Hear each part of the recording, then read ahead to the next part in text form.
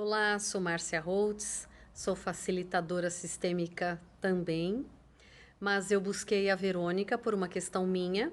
Eu tenho uma filha esquizofrênica e eu pedi para a Verônica me ajudar nessa questão e fizemos uma constelação com o pai da minha filha e eu, uma constelação de casal, para olhar para essa questão de frente.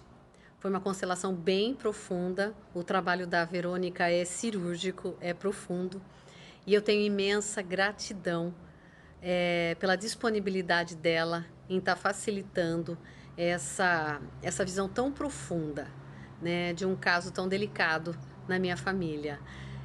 E após uma semana desse movimento que nós fizemos, eu recebi o telefonema da clínica onde minha filha estava internada, dizendo que ela estava recebendo alta e que ela poderia se recuperar em casa.